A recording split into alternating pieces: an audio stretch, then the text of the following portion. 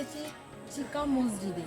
লুকোচুরি গেট থেকে একটুখানি হেঁটে এলেই সামনেই এই মসজিদটা। সুলতান হোসেন শাহ রূপ সনাতন গোস্বামীকে এই ভবনে বন্দি করে রেখেছিলেন। এটি এক প্রকার কারাগারই বলা যায়।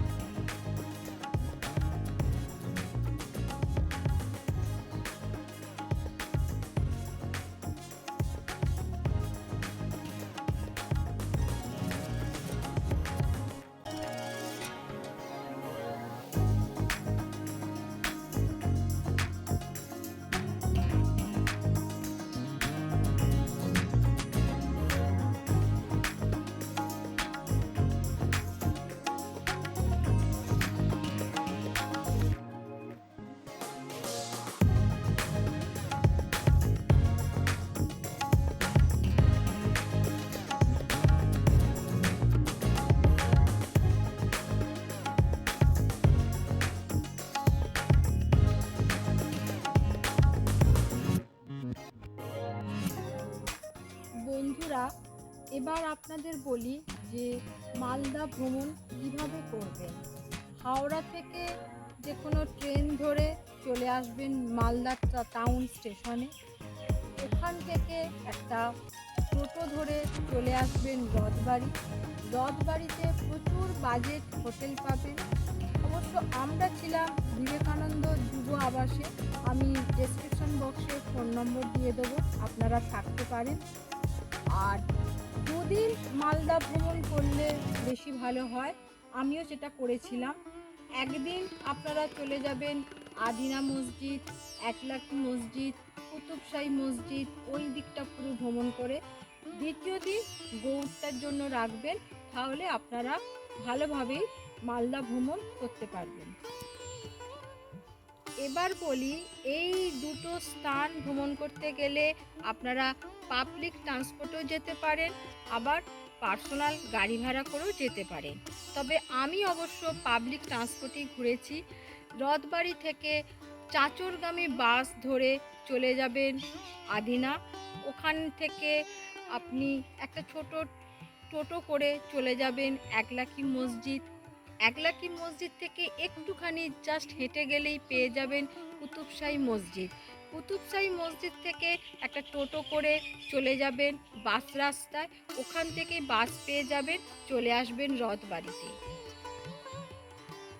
আর হ্যাঁ, খাওয়ার ব্যাপারে বলছি, রথবাড়িতে আপনি সেরকম ভালো হোটেল আপনারা পাবেন না।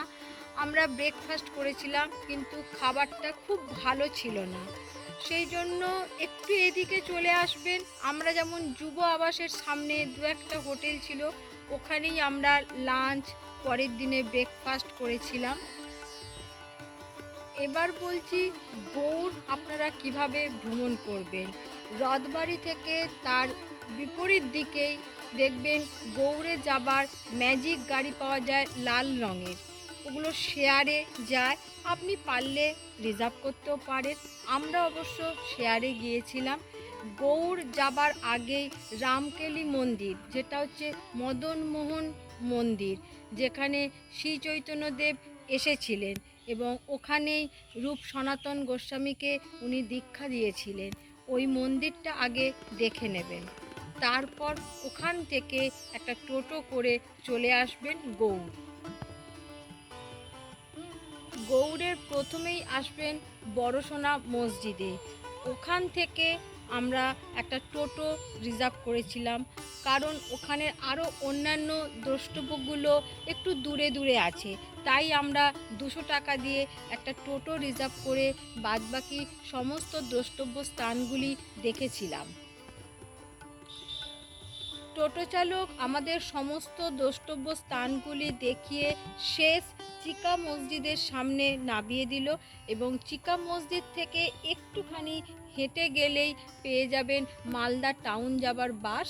ওখান থেকে বাস ধরেই আপনারা মালদা পৌঁছে যেতে পারবেন।